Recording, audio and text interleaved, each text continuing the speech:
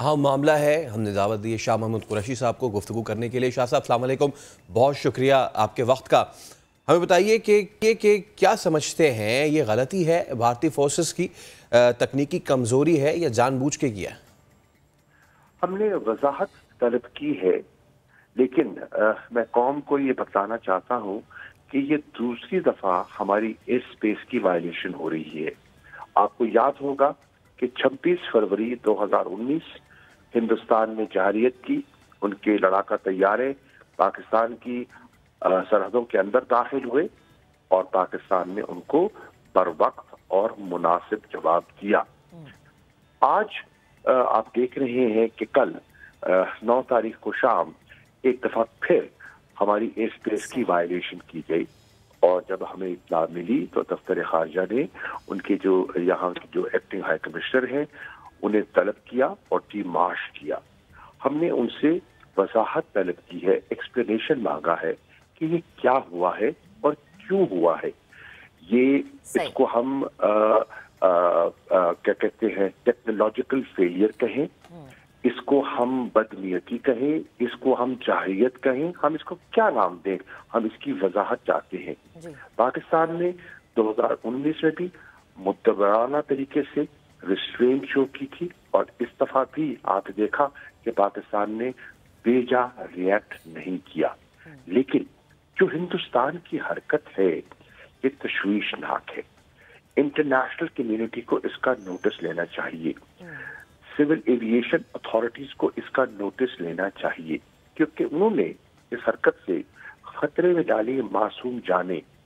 Saudi Arabian air flight का जहाज, Qatar की फ्लाइट, पाकिस्तान की डोमेस्टिक एयर फ्लाइट्स जो हैं वो निशाना बन सकती थी और मासूम शहरी मुतासिर हो सकते थे। ये बहुत बड़ी वायलेशन है, और इसको हिंदुस्तान को कटहरे में खड़े होकर जवाब देना है, नंबर 1। नंबर 2, सवाल ये है कि ये जो हरकत की गई है, हमने फैसला किया है, कल भी मार्च किया है, और आज जो P5 ममालिक हैं उनके जो यहाँ नुमाइंदगान हैं उनको दफ्तर खारजा बुलाकर हम अपनी तशवीश का इजहार करेंगे और हम सारी सूरत हाल उनसे शेयर करेंगे। हम तवक्को करते हैं कि इंटरनेशनल कम्युनिटी इसका नोटिस लेगी। देखिए, बज़ाहिर तो जब वजाहत आएगी तो हम देखेंगे कि असल मुहर्रकात पीछे क्या थे। लेकिन फर्ज कीजिए अगर गफलत भी हुई तो this could have led to accidental war. ये बहुत खतरनाक हरकत हुई है, इसका जिम्मेदार हिंदुस्तान को जवाबदेह होना होगा। हम मुंतज़िर हैं उस जवाब के, और उस जवाब के आने के बाद हम अपने लाएअमल का फैसला करेंगे कि अब हमने आगे कैसे बढ़ना है। हम जहरियत के कभी कायल नहीं थे, दिफा हमने कल भी किया था। कौम ने देखा कि अभी नंदन की चाय ठंडी नहीं हुई तो लगता है कि उनको फिर कोई तलब हो रही है। जी शाह साहब, जैसे कि हम फ़ज़ाई हुदूद की तो बात करें, अगर हम बहरी हुदूद का भी जिक्र करें तो वहाँ पे भी भारत बाज नहीं आता, लगातार खिलाफ वर्जी करता है। 1 मार्च आपको भी याद होगा जब भारतीय सबमरीन पाकिस्तानी हुदूद में घुस आई थी। बार बार एक ही चीज़ करना और बार बार अपने आप को दुनिया के सामने डीमोरलाइज करना चाहता क्या है? देखिए, इसी का तो नोटिस हम दुनिया को तवज्जो मबसूल करा रहे हैं कि वहाँ एक ऐसी हुकूमत बरसर इक़्तिदार है जिसकी सोच जो है हिंदुत्व और अखंड भारत की सोच है। ये बड़ी खतरनाक सोच है। इसने, इनकी हरकतों ने, चाहे मकबूजा कश्मीर की सूरत हाल है, आप देखें ना क्या हुआ। मकबूजा कश्मीर की सूरत हाल अब इतनी बिगड़ गई है कि 21 members of the European parliament ने वजीर आज़म हिंदुस्तान को, स्पीकर लोकसभा को खत लिखा है कि हमें बताइए कि जो डिफेंडर्स हैं ह्यूमन राइट्स के, उनके साथ जो सलूक बर्पा हो रहा है, हम जवाब दें हैं। हम एक मुंतखब इदारा है और अब ह्यूमन राइट्स के अलंबरदार हैं। हिंदुस्तान में जो कुछ हो रहा है, अक़लियतों के साथ जो कुछ हो रहा है, मुसलमानों के साथ जो कुछ हो रहा है, ये तो तशवीशनाक शिद्दत अख्तियार कर गया है। तो हिंदुस्तान एक गैर जिम्मेदाराना ان کا جو رویہ ہے اس کا دنیا کو نوٹس لینا چاہیے اگر وہ اس خطے میں امن و استحکام دیکھنا چاہتی ہے۔ شاہ صاحب، ہم یہ دیکھتے ہیں کہ کہیں بھی کوئی واقعہ ہو جاتا ہے، میں اس کو جوڑوں گا ابھی جو کانفلکٹ چل رہا ہے رشیا یوکرین کا، کوئی اس طرح کی چیز ہوتی ہے کہ پوری دنیا بھاگتی ہے کہ جی اب سینکشنز لگا دیں گے۔ بھارتی جارحیت جو کہ سالہ سال پہ مبنی ہے اور اب اس ہندوتوا کے کلوک میں چھپی ہوئی گورنمنٹ نے تو اس جارحیت کو تیز سے تیز تر کر دیا ہے، کیا یہ جارحیت دنیا کو نظر نہیں آتی یا پھر جان کے انجان بنی ہوئی؟ دیکھیے بالکل آپ نے صحیح فرمایا، بالکل آپ نے۔ بھارت نے 26 فروری کو جارحیت کی، دنیا نے دیکھا، حقائق ان کے سامنے آ گئے، لیکن مسلطاً خاموش رہی۔ یہ دوسری مرتبہ ہو رہا ہے۔